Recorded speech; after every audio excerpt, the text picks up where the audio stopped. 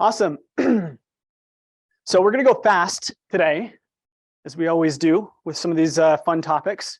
And so I just need everybody to kind of figuratively just go ahead and buckle in. Okay, put your seatbelt on. And we're going to talk about a topic that I love having a conversation around. And there's this idea, they say that those who believe that money is not important haven't given enough away yet. So I want you to think about that as we talk, especially as we just talked about Red Day and that awesome impact that we're going to be able to have on the community, is thinking about we can donate our time, we can donate our money to help other people in their hardships. And so that's a huge cause. Now, what I'll start with is the vision for KWRI and then also KW Westfield and what our focus is. And KW came with an initiative called Thrive 25. Okay. Now, about 15 to 17 years ago, they had a goal of creating more millionaires than one company. Does anybody know what that magic company was? It's Microsoft, right, at the time. And KW surpassed that by a long shot now. And the next target is to create 100,000 millionaires by 2025. Now, a lot of that comes into play with helping people to actually have financial education and being able to really reframe a lot of our financial beliefs. Okay. What I would share is I think it'd be tough to find any other organizations out there that are this committed to actually helping their partners to grow their wealth. And so today we're going to talk about some principles that I've stumbled across over my journey over the last 10 years, and some things that I think can be massively impactful, especially for this market, the market that we're in. There are 5 specific strategies we're going to go through that it does not matter what kind of market you're in, you can find wealth success or financial success through these 5 different keys. Okay, so that's what we're going to dive into. So 100,000 agent millionaires at KWRI by 2025. We're going to have 100 agents in this office that are millionaires by 2025. That's my commitment. That's our leadership team's commitment. And so we're going to be bringing in ideas, resources, investment opportunities to the table for you to be able to grow your net worth. Does that sound good? Awesome. Great. I've got one, Rob. We're on par. So let's dive into the first one. Actually, I'm going to show you an overview. These are going to be, and I know the 5th one is not shown up, but it is time. Okay, so adjust your financial thermostat is number 1 that we're going to go through. Invest in yourself. And we'll dive into each of these in depth. Build your network equity, prioritizing visiting your wealth, and then investing your time wisely. Those are the 5 keys. And we're going to talk about each of these. Now, the first one, which is the most important, comes from adjusting your financial thermostat. Now, I want you to realize that we all have, in this room, there's a thermostat in the back on the wall. And what's the temperature outside today? Does anybody know? 43, okay, in the 40s. Why is it not 40 degrees in this room? 39. Thanks, Kendrick. Why is it not 39 degrees in this room right now? We've got the heat, right? We've got this thermostat that regulates this room to a specific temperature. Now, does it do the same thing when it's 100 degrees outside? Does it regulate this room to a specific temperature? Absolutely. Each of you have your own internal thermostat financially. And so this is what commonly keeps people stuck at a certain income level for an elongated period of time. And it comes from you have to reframe or adjust that thermostat before you can tap into new financial opportunities. Okay. Now, a big piece of this is understanding this kind of model helps you understand that money enters into your world. Okay. We have these what's called economic engines. And oftentimes people will have one economic engine, right? One source of income. But the focus is how do I add additional economic engines, additional sources of income, right? And what mostly happens is people's history with money actually determines how they spend their money. Would you agree with that? Most of us have learned our financial beliefs from where? Shout out some places. From parents. What else? TikTok, those millennials we're talking about, right? I am in that category. Did somebody say Dave Ramsey? Dave Ramsey, okay. Social media? Type of TV shows you watch, probably, right? We have conditioning in so many different ways, and that's going to program you to think in two different ways. Either I don't deserve this much money. This is one of the common ones from your childhood experience that you have, or your parents' belief system, is I don't deserve this much money. How does that actually sound? How do people say that in today's world when they talk about money? Money's evil. What else?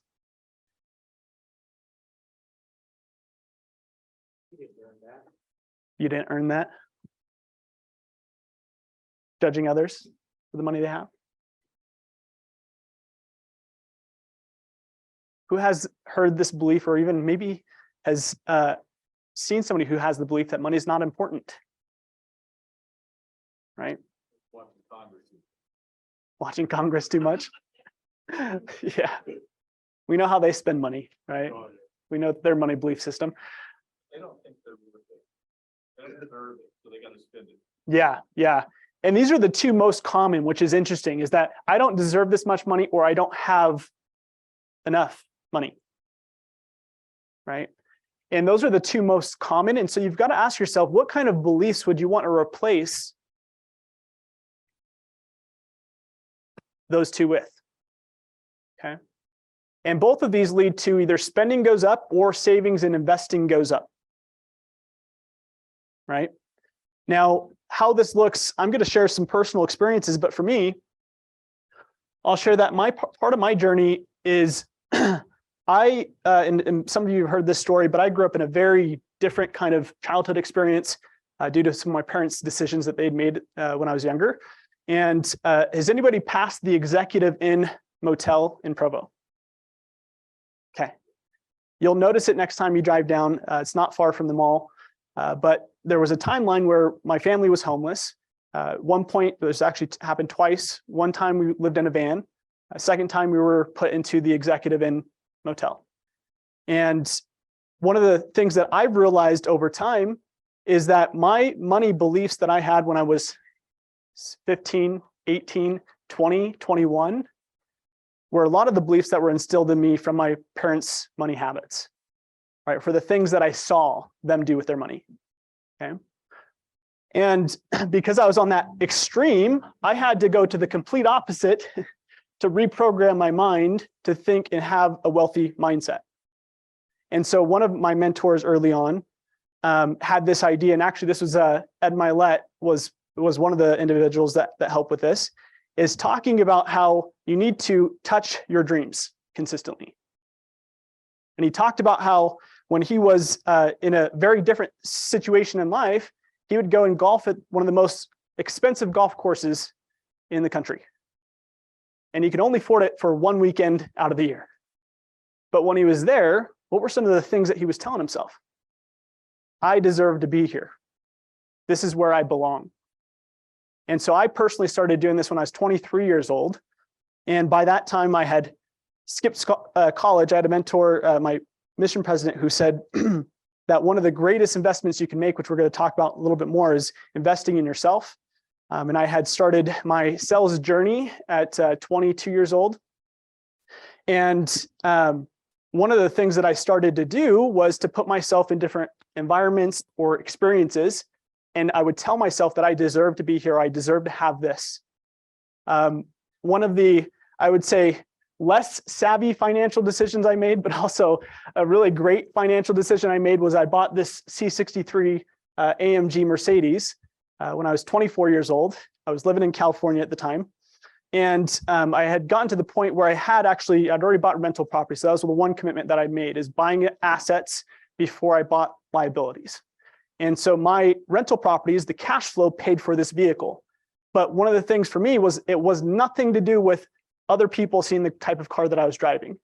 But what it was is every single day, if I got in that car and I had to go to the gas station, or I was going to grab some food, or I was going to work, whatever it was, what do you think my mental thought process was when I jumped in this car? I deserve this. I'm worth this. I started to have this every single day. It was a consistent reminder that I deserved to have a car that's over $100,000. Now I will say, don't start with that. Okay, I had to go to this extreme. Another example, I've shared this before as well, flying to Hawaii for my wife's birthday. We flew Delta One first class, had seats laid down. And that's because that's nothing I would have dreamed of when I was 14 years old. Like people that were in my situation didn't have that kind of opportunity.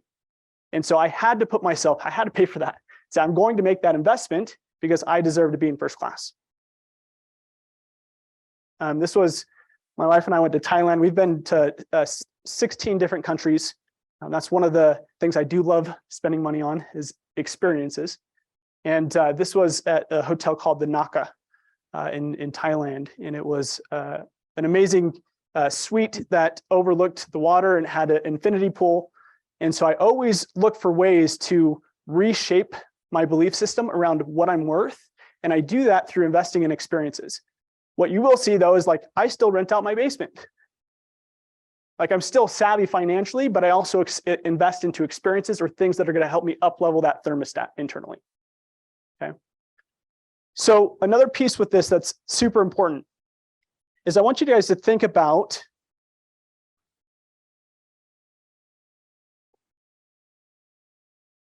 this idea. So I was 20 years old and I had this mentor who he had spent $10,000 to go to this 3-day seminar with Grant Cardone.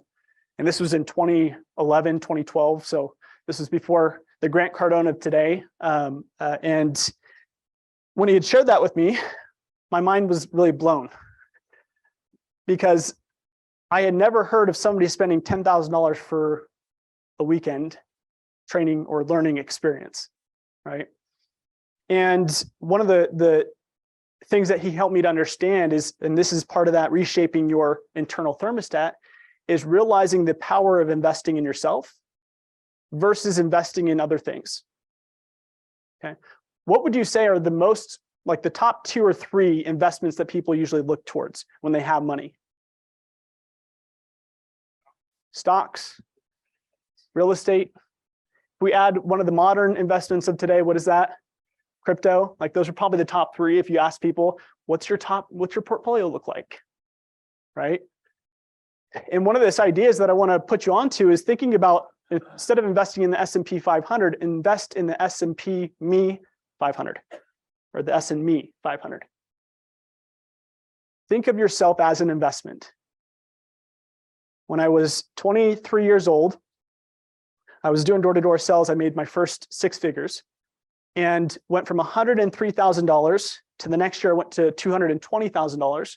The third year I went to $360,000 in income. You want to know what the number one difference was? I started to invest in myself. I had a mentor who said to invest 10% of your income into yourself. 10% into assets, 10% into yourself. And that year when I made 220, I spent $30,000 on a coaching program. And it was more so for the network, the people that I was associating with. And this was one of those experiences. Tony Childs, who remembers having Tony in here last year, right? Phenomenal human being. He was one of those individuals that I met at this experience. This was in an island called Dominica, and we did a 7-day wealth and goal setting retreat. And this was a year before COVID happened. And one of the things that happened for me, when I first started it, this is probably 3 years into me being a part of that group, but that first year, $30,000 for me was like, okay, this is a big chunk. Before that, it was like, I'd spend $10,000 to $15,000 on investing myself. But when it got to that number, I was like, okay, this is a lot of money, right? And I had a $140,000 increase in my income that year, going from 220 to 360. What is the return on that investment? Anybody want to do some quick math? What is it? You put 30 in and you get $140,000 back. It's almost 400%. Okay. Can somebody go and look at when the last year in stock market history, there was a 100% return? Okay. So that's where we have to realize that investing in your skill sets, investing in your mindset actually has the highest ROI. And in tough times, times like this year, it's even more so important for you to invest in yourself. Okay. So before you look into assets, look into investing in yourself. That is the greatest asset.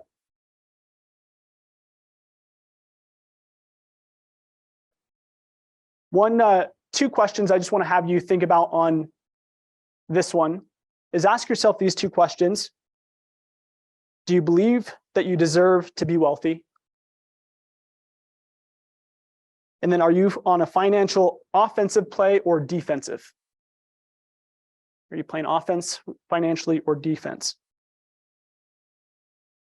So offensive is thinking abundantly and playing to win, whereas defense is scarcity thinking and playing not to lose. Okay.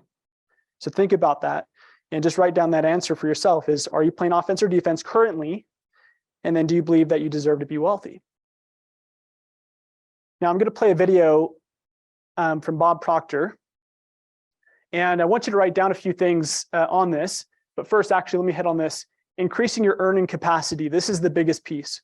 So when I talk about investing in yourself, one of the things that you're looking to do is invest into skill sets that are valuable in the marketplace. Right? You're also looking at increasing your ability to solve problems. I've heard it said that the bigger problems that your money, your financial opportunity grows in direct proportion to the size of problems you can solve. Your financial opportunity grows in direct proportion to the size of problems that you can solve. Do we have a problem in the real estate space today? What are the 1 to 2 problems that we face right now? Fear. Interest rates, fear, right? If we want to look at brass tacks, it's really the affordability gap, right? The affordability issue that we have. So my question is, have you solved that yet for your clients? And if you have, are you articulating it clearly? We talked about this a couple weeks ago. Don't market yourself, market a solution to the biggest problem that we have in our industry right now. And you'll end up with more business this year. Okay. So look for obtaining knowledge, skill development, expanding your arena of possibilities. This one's an important one. So when you're usually in those rooms with other people who've spent $10,000 on their development or $15,000 or $25,000, do you think the conversations are a little bit different? And typically, I'll be honest, like I'm usually the least financial successful individual in that room, which is very uncomfortable, but at the same time has been a supercharger for my financial growth. And what happens is I start seeing what other people have done and my arena of what's possible grows. Like my thought process when I was 21 years old is if I can ever get to 6 figures. I didn't know I was a year away from that, but if I can ever get to 6 figures, that'd be phenomenal. Then when I was 23, I was like, well, I'd love to have a net worth of $1 million. That'd be amazing. And I was just at an event with Brett Tanner, KW Wealth.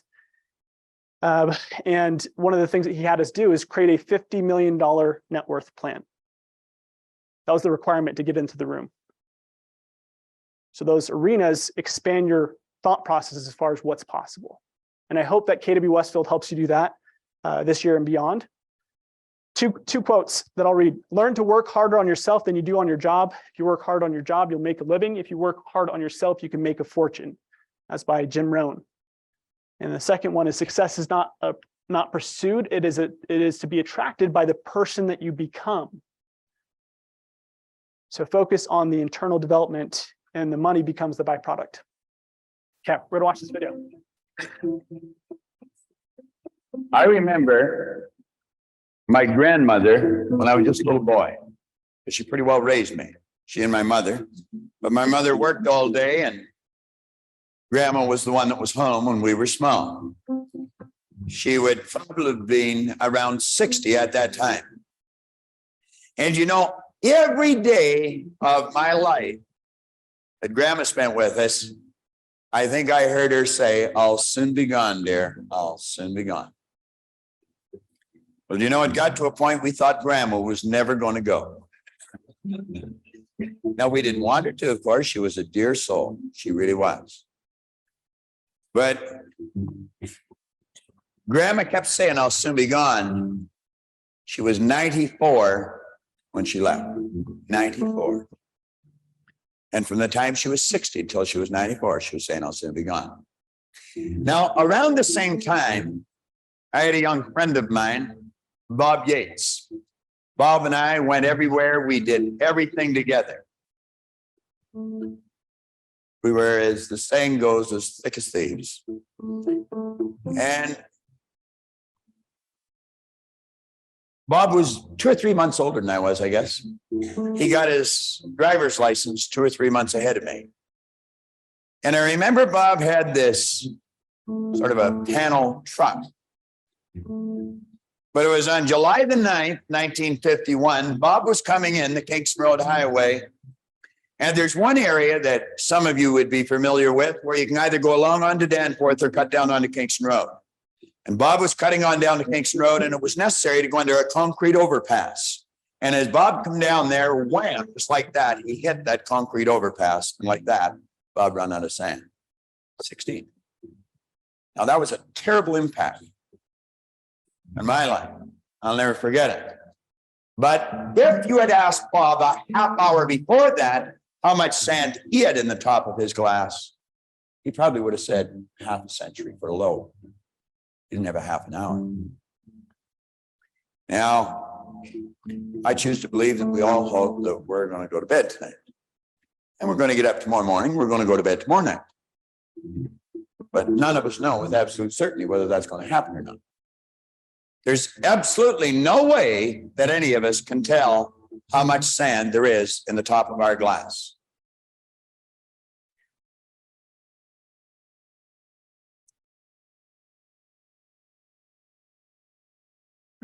So that hopefully resonates deep with each of you, because the reality is that we are all on finite time. And we never know when our time is, but one of the things that we can commit to is playing at our very best with the time that we do have. And part of that for me is I do believe that part of you maxing out your potential does require you to focus on your financial longevity. And part of it is because I had a Grant Cardone, actually, I was at one of his events in 2018, is 10X Con. And one of the things that he said that I thought was interesting is he said that being poor is selfish. And I don't want to get into the weeds of this, but one of the things he said is being poor is selfish because it doesn't allow you to think about other people. Like most of your time is consumed by, I have to pay my bills or I have to put food on my table next week. Like, I'm not saying that there's people who are not giving and charitable that don't have money, but the reality is you're limited in your ability to do that. Okay, because you do have to fend for yourself. And so part of becoming financially free allows you to start thinking of how can I actually give back at my highest ability? Starts to help you to think about other people that are around you. And I know that I have a list on here business-wise as far as how to invest your time wisely. But what I would say is that the most important investments you can make are going to be into your relationships, especially this year. Your relationships and your experiences. Those are the two things above all that I'd put on your list. And when it comes to real estate specifically and growing your wealth, right? One of the pieces of growing your wealth is actually growing your active income. The more active income you have, the more you can do what? Invest, right? You have to widen that gap between your expenses, your burn rate, the amount of money you spend to live, and your excess cash that allows you to invest in yourself or invest into assets. And so in your business, these are the income producing activities. This is the highest and best use of your time. In this market, you have to get very, is maniacal a word? Is that the word? Maniacal or highly focused on your top 20%, your income producing activities. You have to get rid of the 80%. Okay. through delegation, through tools, through systems, through technology. But in this time, it's so important for you to make sure that you're focused on these 6 core activities: lead generation, lead follow-up, appointments, contract negotiation, market research and conversation practice, and building a database. Okay. That's what's going to move the needle financially for you this year. And this little note at the bottom is very interesting, is to look at your time as either an asset or a liability based on how you're spending it. So look at your calendar for the last week. And if you had to present this to Gary Keller, do you think he'd point out your time as being a liability or an asset?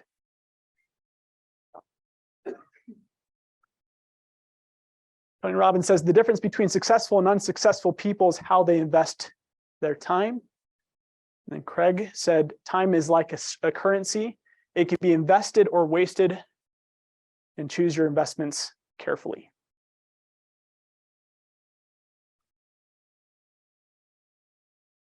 I can't remember what number we're on. I think it's 3 or 4. Okay. But build your network equity is the next principle.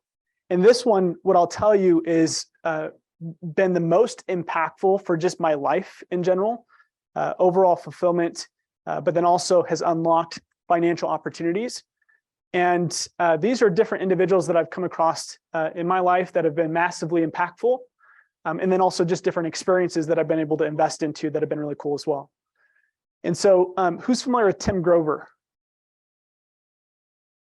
Okay, a few people. So Tim Grover was Michael Jordan's basketball coach, or sorry, his trainer, and spent almost a decade, a little over a decade with Michael Jordan.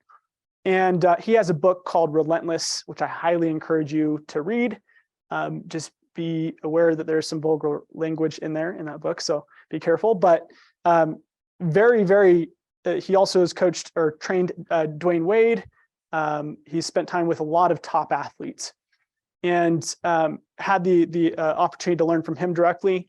Obviously, Sherry, where's Sherry? Sherry Booth in here? Amber? Okay, Amber's here. Well, yeah, unfortunately, I've got her boyfriend down in the bottom corner, so she's missed it. But I've been able to interact with Ed Mylett twice. One of them was at the 2019 Super Bowl, which is also one of the coolest memories that I have and experiences. I went with a group of friends, and Mark Cuban as well. We went to a private after party that Jeremy had gotten us into. This is 2 of my mentors who've been massively impactful in my wealth journey. And Jeremy had got us into all these after party or events. And one of them was to go hang out with the Rams, even though they had lost, with the Rams team, the players, after the game, and which is where we ran into Mark Cuban at.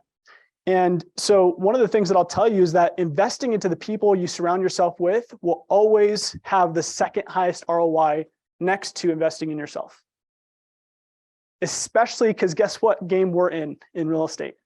We're in the relationships business. We're not in the real estate business. And so part of this is realizing this simple principle that you want to always make more deposits than you make withdrawals. None of you would go to Chase Bank if you bank there and say, I need $1 million if you've only put 50,000 in the account. Would you agree? But too often, especially in the real estate space, agents will do that from a relationship standpoint. They'll call and say, hey, do you need to buy, sell, and invest in real estate? Even though they hadn't made any deposits into that person up to that point. And so start thinking, how can I actually provide value to people in my network? And part of that is bringing solutions to them without them asking for it. That's a huge one. Bring solutions to people without them asking for it. There's this idea of give until it hurts. Give your time, your money, your value, your resources, your love. Just give to other people as much as possible. And that's a huge way to build that network equity. Focus on making deposits, not withdrawals. And then build, in the real estate space, build and invest into a database. Okay, which is a little plug for 201 Club with Hunter this afternoon. He'll help you with that. So invest into your network equity. And number 5 is prioritize visiting your wealth.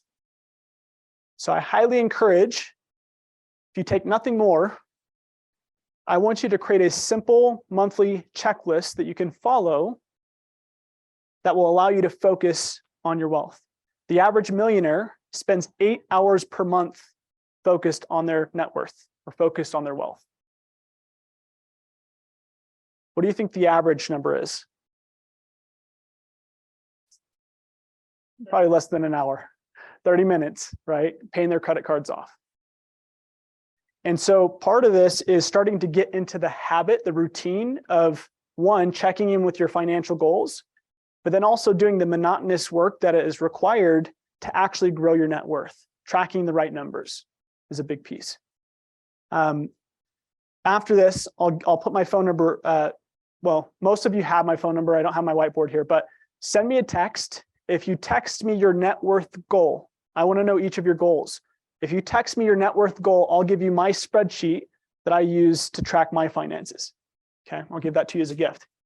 So the 4 that you should have, if nothing more, are these 4 bullet points. Your financial goals, you want to look at those every month.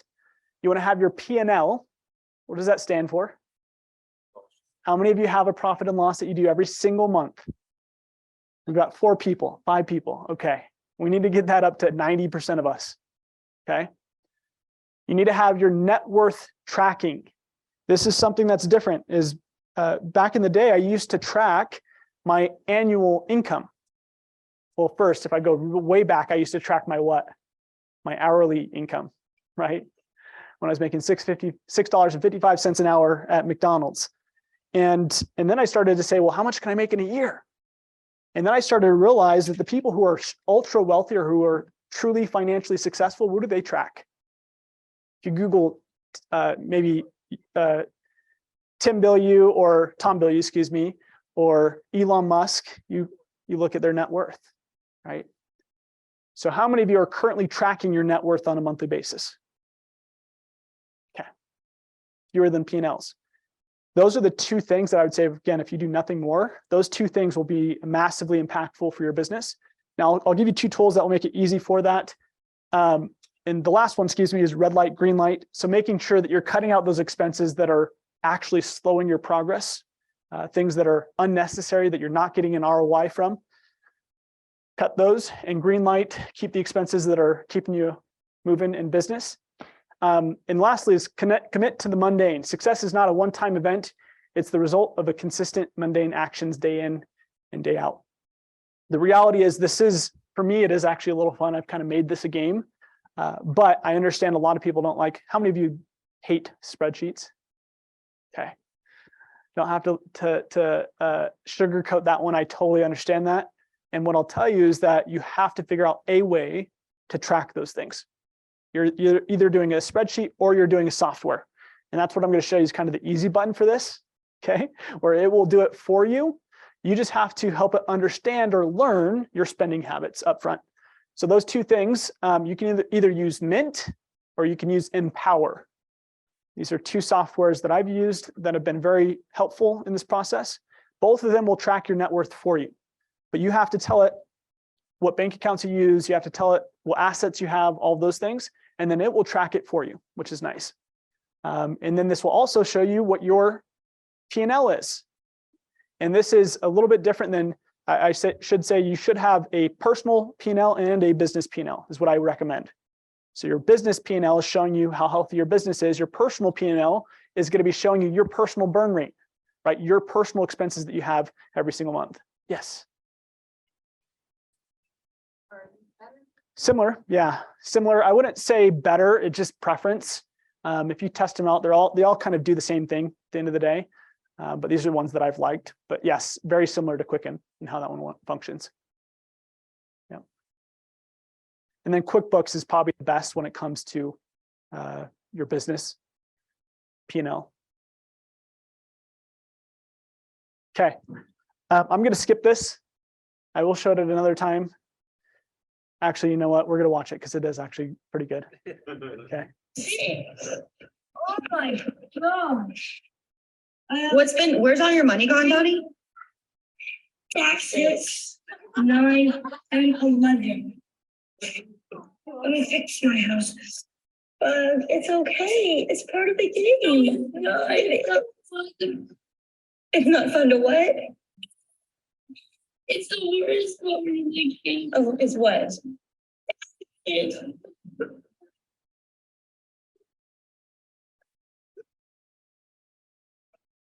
So part of that plays all in. I'm not going to go through the entire path of money. I'll send this out so you have it. But part of this is understanding how money flows. And one of those things as real estate agents is if you are strategic and you play the cards right, you should be able to lower your tax liability to close to zero, if not zero. Obviously, that requires you becoming an investor, buying assets, but you have some additional privileges that the IRS gives and incentivizes real estate professionals that you should be taking advantage of. And I'm sharing that because it is what season right now? Tax season, right?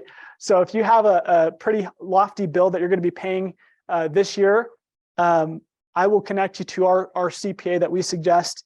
And he has some kind of tricks and tips that he can give you and help advise on how to lower that, or talk with your CPA and just ask them how you can help lower your tax liability as much as possible.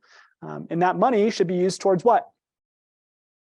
Investing in yourself and investing into assets, right? So all the savings from those, and that's where the IRS understands that. And that's why they incentivize it, is they know what you're going to do with the money is either go buy more assets or hopefully buy or invest into yourself.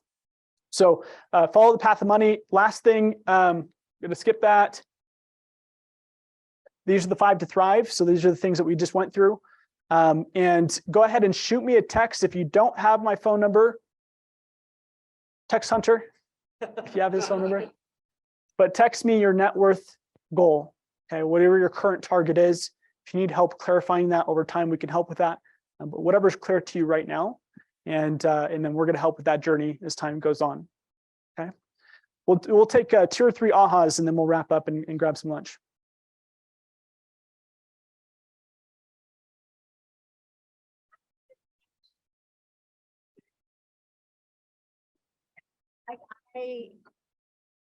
We're looking at just different investments and things, and I am the one that is like, I think we can get away at this price point. I think this is where I want. I'd be okay living here, and I don't want to go see the 1.2 million because I don't want to pay for that. But if I went and played with it, I probably would work a little bit harder. But I just don't even want to see it because I'm like, oh no, I'm okay over in this little house. It's fine. It's fine. Angie, what if you did a wealth retreat with your husband and you went and stayed at that for just an Airbnb for a weekend and said, we're going to do our financial planning? Seeing some of those pictures and then going to the thing at 10 o'clock this morning, the Amber one, like looking at those houses and those places, I was like, I need to spend some time there, but I don't want to because I don't want to know what it feels like. I need to. It was a good reminder. That's great. Thank you.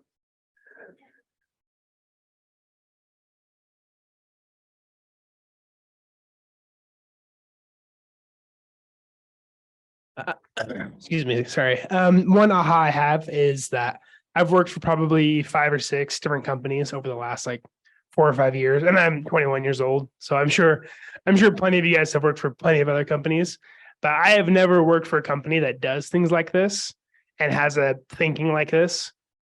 Every other company pays you your 40,000, 50,000, 60,000 a year and says, okay, go with your 20 vacation days and you know, your 15 sick days. And I've never seen a company or a workplace that does this, that prioritizes these kind of thinking and these kind of thoughts. And so an aha is that KW is just incredible. And Shodi and our leadership is awesome. So thanks. Thanks, Eli. Appreciate that, Eli. Thank you. Thanks. Then we'll do Susie and we'll wrap up after that. So about I want to say 2 weeks ago, I was my friend, a loan officer invited me to a program for women. And I went to this and I realized how much as women in business, what our potential is. And this class just opened my eyes. And I shifted from thinking, oh, I can't be that. I can do that. I cannot. I shifted from there to looking at my power as a woman in business. And right now I have, in 1 week, I went from nothing to 4 under contract. Nice. That's awesome. Great. Mine was just the profit and loss. I have profit and loss for a couple of our businesses. I do not have a personal profit and loss. And I'm like, oh, that could be super helpful and important, maybe. That's great. Thank you. Awesome. Well, we appreciate you all and enjoy lunch. Have a great week. One last thing I'll say is we do have in a couple weeks coming up, what I'm going to be doing is diving into, won't be in a team meeting, but we will be diving into working with investors. If you are an investor or you want to support clients that are investors, I'm going to kind of show you my process. The ROI calculator that I use, whenever I send a potential investment property to a client, I'm sending it with an entire report that kind of shows them the potential breakdown of that property. So we'll be diving into that class. So hope to see you there. Enjoy the week. Thank you.